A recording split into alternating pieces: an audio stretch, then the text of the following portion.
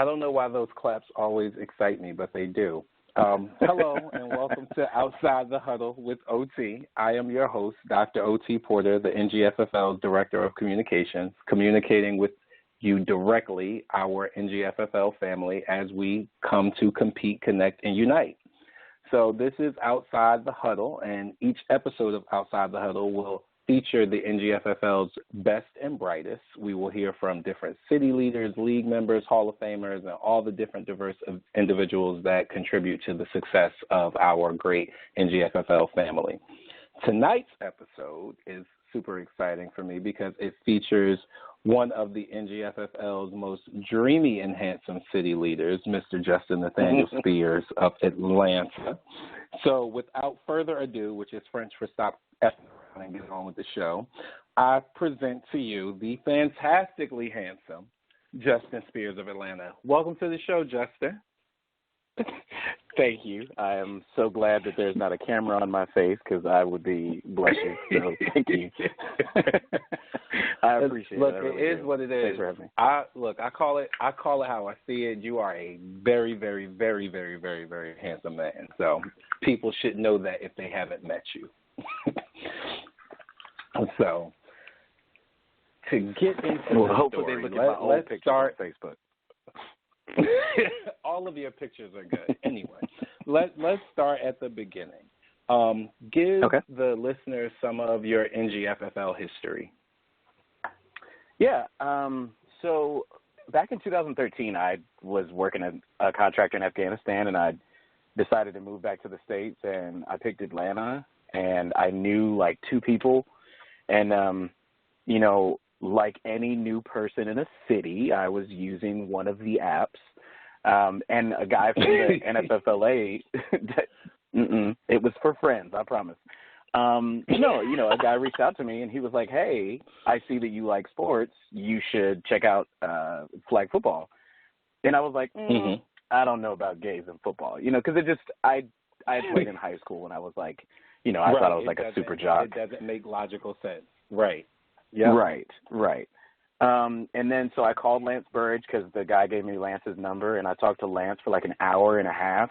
And he was like, you know what, just show up, just come out and try it, see if you like it. And I did, and I mean, I was, spectacular in the tryouts. And then I've been here every season since. Excellent. Shout out to Lance, because I think Lance is the one person who has thus far been mentioned in every single of my interviews. I'm going to have to interview Lance and talk about his impact on the league, because that's fantastic that he has been in every interview. So shout out to you, Lance. Moving away from Lance, bigger issue, being a part of this league, what has that meant for you? So I'm not going to give you like an Oprah moment. I'm not going to get all moist-eyed, but no, the league, when I joined, again, like I said, I didn't know anybody. And so that's where I made a lot of the friends that I have now. And like my best friend, Alex, who's on the board with me, I met him on my first team, and David Barton, I played with him, and there were so many other influential people, Mark Henry, Jonathan Killian, Kerry Sherrill. A lot of these guys kind of took me in, and at the time I was like in between jobs and struggling with some things, and I really hit a low point after being on such a high in Afghanistan, and these guys gave me, it was like a way out of that. Through Kerry Sherrill, I have the amazing job that I have now at SunTrust, and so many other things, places I've lived have been due to guys in the league. And there were times where I was flat broke. I mean, my account was probably in the red, and people, helped me out. And I think somebody at one point paid for my registration. So that's why every year I try and help somebody else the same way that someone helped me, because you really never know what our leagues can kind of do for people until you experience it yourself. And, that's so true. I won't say that it saved my life, but it definitely was like the arm that reached out to me and kind of pulled me up the cliff to help me out. So. Okay. And so you are the commissioner in Atlanta. I want to make sure I have that right. Yes, I am. Or Okay. So I always ask my commissioners, my city leaders, what sparked that desire to take on a leadership role? Well, really, I was watching House of Cards, and I saw how Kevin Spacey was just kind of in charge of everything, and I was like, well, that's what I want to do. No, I'm just kidding. I say that because and when my fiance hears this, he's going to crack up because he calls me Frank Underwood. But no, honestly, that's funny. I always have an opinion about things. My players here know that. But I also want to help because it did so much for me. I was like, I feel like I have to do something for it. After I think it was my second year, I stepped up and started the sponsorship role that we had and did some really good things there. And as time moved on, I worked really close with the commissioner, Brent Bauer, and, you know, he and I had a conversation. He was like, you need to be the commissioner. And I was like, well, I don't know what that does. And he, you know, he kind of gave me some insight and we sat down and we talked about the direction that we wanted Atlanta to go in, and my thoughts aligned with his, and so I said, well, I'll run for it. And so here I am finishing my second year, and we'll see what happens after June. What's been the best part of leadership? Probably having a vision that's comprised of feedback from people that created the league. So, you know, for NFFLA to be around for 16 years now, I mean, obviously there's some very influential people that have been a part of it. Right. And I have conversations with these guys on a regular basis. I mean, especially Kerry Sherrill and Mark Henry and, you know, even the feisty Chris Whitlow. We have plenty of conversations about the direction of the league. And these guys, they give me their feedback, and also listening to them, but also hearing what the new players are saying. Because when you have something that's been around for this long, it's not just what the veterans want. It's about what these new guys want. Because in some cases, the veterans aren't going to be here in 5 years, but these new guys are going to be a part of the next 16 years. So it's balancing that, and that's exciting for me. I love it. I'm shocked that you said exciting because my next question is what's been the most challenging, and I would think that was challenging, but you just said exciting, so now I want to know what's challenging. Nope, same thing that's exciting is challenging. No, I figured. Not to bring up those guys again. No, I'm just kidding. No, it's being patient, I think, and having to deal with the change. There's honestly been times where I've been extremely frustrated, and because it's one thing to see something a certain way and you explain it to people and they kind of look at you with a blank look on their faces because it doesn't mean that you're right. It's just you see what something can become. And and when other people don't see that, it's not a knock against them. It's just how can I help them see what great things we can do. And and it's tough, you know, and it's me being patient with that and understanding that, you know, eventually and through conversation and through understanding, eventually we'll all be walking in the same direction. But it's exciting, but it's also very, very stressful at the same time. I could imagine. Speaking of walking in the same direction, right? When you're looking at other leaders or people who you think you can bring up into the ranks and be a leader, what 3 qualities do you look for or believe that those people should possess? I think that especially in a volunteer role, I think leaders have to be humble. I think they have to understand that, you know, while, yes, we stepped up and we took on this challenge, we are also doing it because we want to. Like, that's why we should be doing this, is because we volunteered for it. And so the whole, you know, if I'm getting paid or not, that shouldn't be part of it. It should be part of what impact are we having with somebody else's life. And then I think leaders also have to be accountable. You know, for every good decision you make, you're going to make a bad one. And you need to own that. Truth. You know, because while we have mission statements and we have rule books, there's no 500-page ledger that's going to tell you how to be the best possible city leader that you can be. Like, it's very, very difficult. And then the other part, I think, is just having a bit of courage.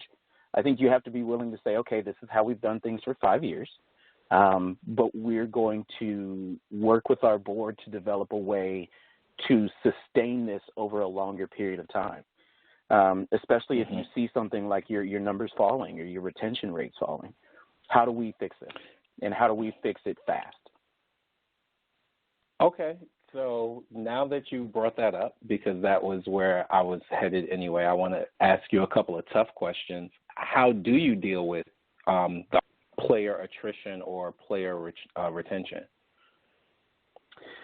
I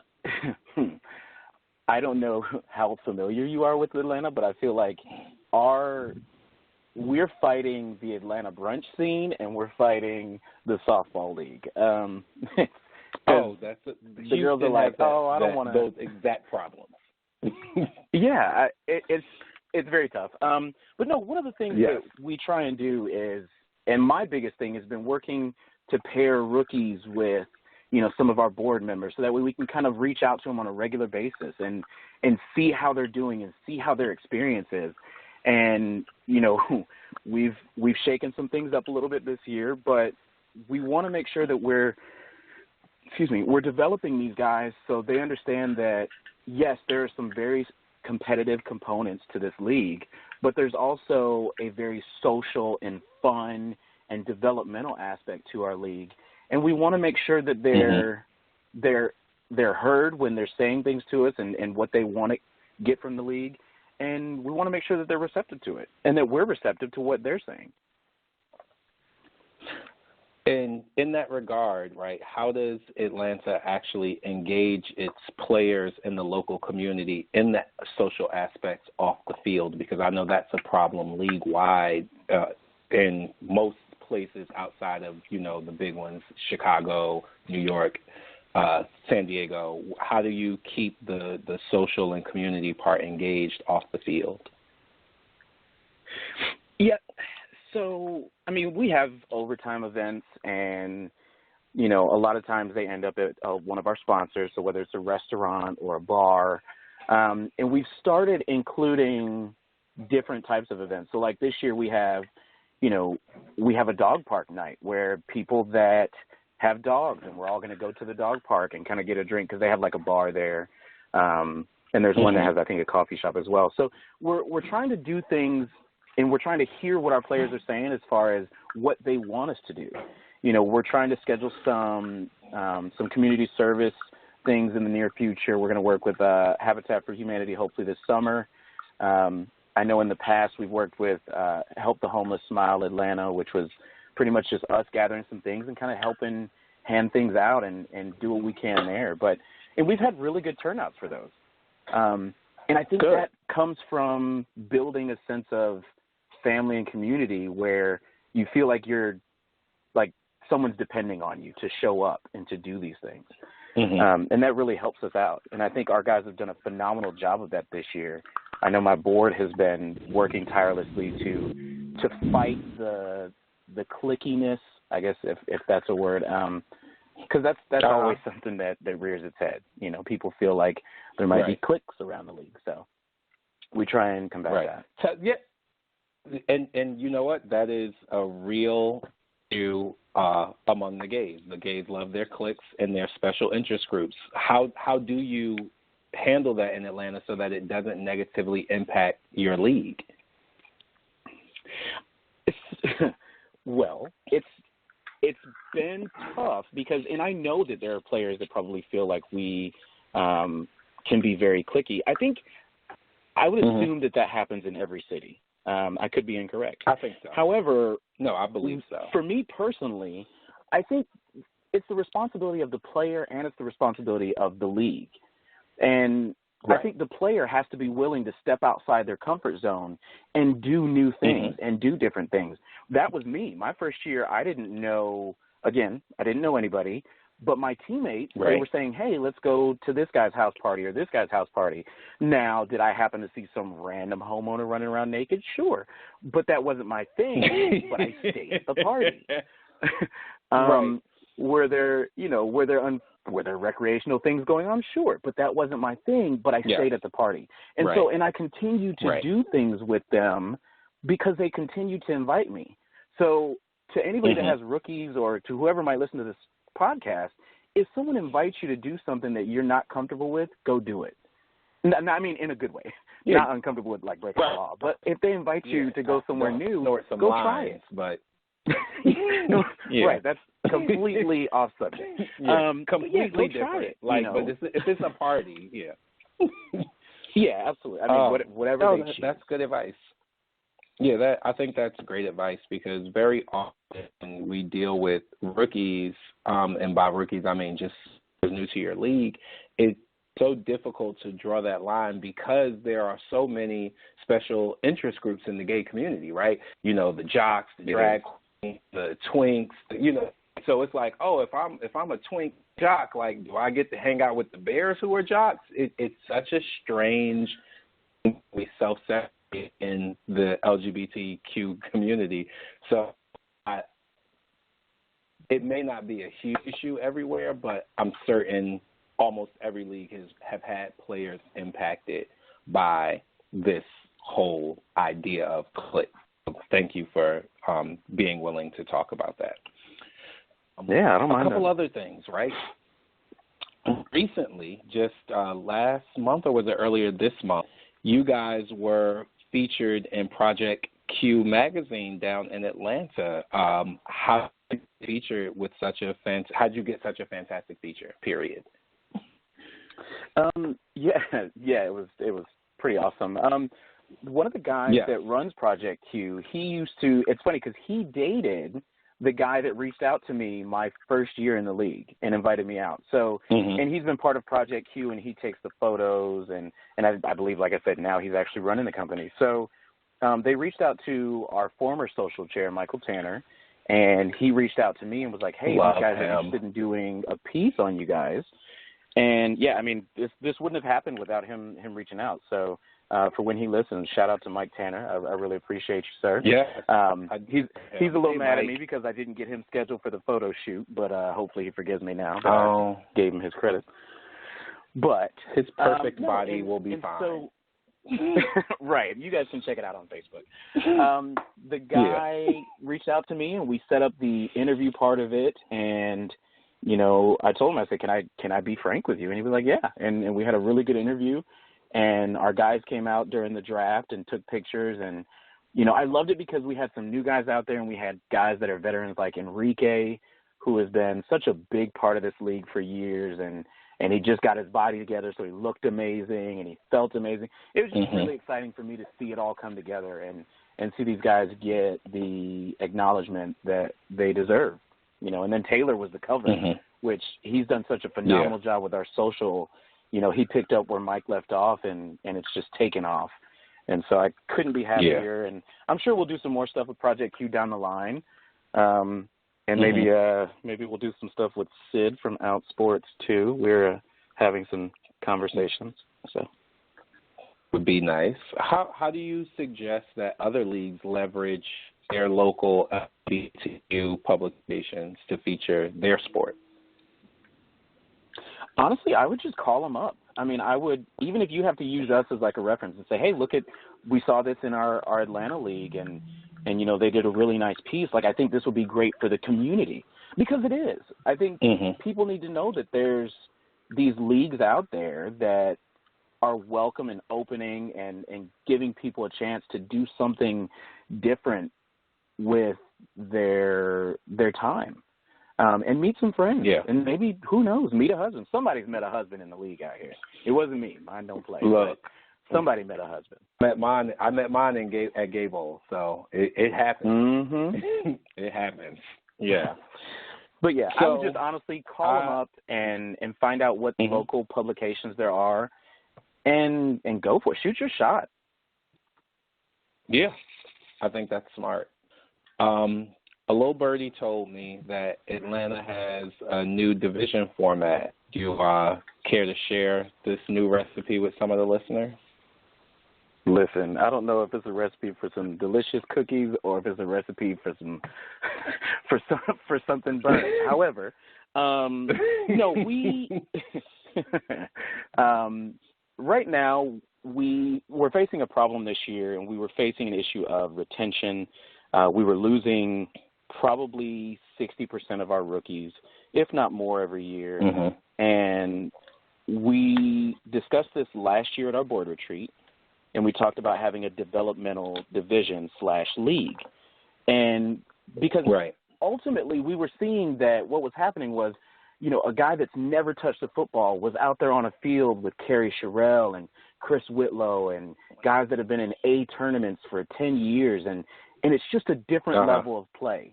And we were like, how do we get these guys the proper experience? So we also faced an issue of we lost like 4 starting quarterbacks from last year. And I think you guys know that without a starting quarterback in gay flag football, your team do not have is a team. Just a sitting duck. Correct. Right. And then so what happens is you lose 9 or 10 games, and then your players don't come back, or they eventually stop showing up. So we said, okay, the time has come for us to make this lip sync for your life division. Right, exactly. No, that's pretty much what I'm doing. Because if it fails, then I don't know who's replacing me, but somebody's coming. But no, so we created a very highly competitive division and a developmental division.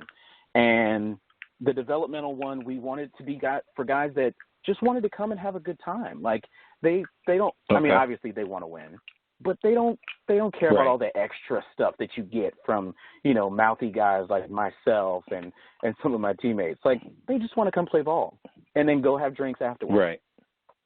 So we set the divisions up. We have, new captains and developing quarterbacks in that division. And I will honestly say I was extremely nervous about it before week 1. And after weeks 1 and 2, I felt a little better. And then this past weekend was our 3rd week of actual games, and the games were competitive, and the guys were having fun, and the captains were teaching the players, and our veterans were teaching our developmental players, and everything that we dreamed would happen with this started happening. And that's fantastic. A lot can change over the next 6 weeks, I think. But as of right now, I'm proud of our veterans for what they've done. I'm proud of the guys that stepped up, and I appreciate everyone's patience with this new process. And hopefully, we have very positive feedback, and we can do it in the future. I was worried that people wouldn't feel included and feel left out, but I think a lot of those fears are gone now that they see that we're all getting better. We're all working together to make the league successful. So, because they're a big part of it, everyone is, both divisions. Absolutely. And I think they're starting to see it. All right. Good. Well, Justin, I don't want to hold you too much longer. So what I would like to know is, are there any closing thoughts, anything that you think the listeners should hear that I have not asked you about? I think going back to what I said about being humble, if anybody doesn't know what to do in a certain situation, and I'll actually give credit to a few of the other commissioners out there, they've reached out to me and they're like, hey, what do you do in this situation? Or what do you do here? I've done that. I'll gladly post in the city leaders and say, hey, guys, what have you done in this situation? Or I'll personally reach out. I will say John Erickson and Naaman Huddleston, from when they moved here from other leagues, they were helpful to me and explaining to me what these other cities have done. Yeah, and I appreciate that. We have Andy Hackbarth now from D.C., and he's been great. So I would just say don't be afraid to work with other cities. Like, no city has all the answers, and I know that might seem cliche, but we don't know it all. I mean, there's questions that we're going to need answered that we're not going to know, and feel free to ask other people. And just be patient, have a good time, have fun, be patient, be patient, because eventually everything will find a way to work itself out. And when you feel like quitting, just remember that there's like 100 and some people in some cities that are counting on you to essentially show up to work every weekend and give them some kind of way from their whatever might be going on in their lives. So, yes, some sort of escape. Yep, it matters. Absolutely. So thank you so much, Justin. I appreciated this interview. It was every bit as fantastic as I expected it to be, so I appreciate you being here. Thank you all for listening to us on Outside the Huddle. Just remember, each episode of Outside the Huddle will be made available through the NGFFL's monthly newsletter. Also, it'll be stored on our YouTube channel, so we hope you the conversation and we're able to glean some of the incredible elements from it. If you enjoyed the episode, please make sure you talk about it on social media, #NGFFL. Comment on our Facebook, Twitter, Instagram, YouTube pages, anywhere, everywhere. Talk about it, share it, do all of those things. So until next time we meet, be kind to yourself. Be kind to all others that you encounter as you compete, connect, and unite in the NGFFL. Have a good night, everybody. Thank you.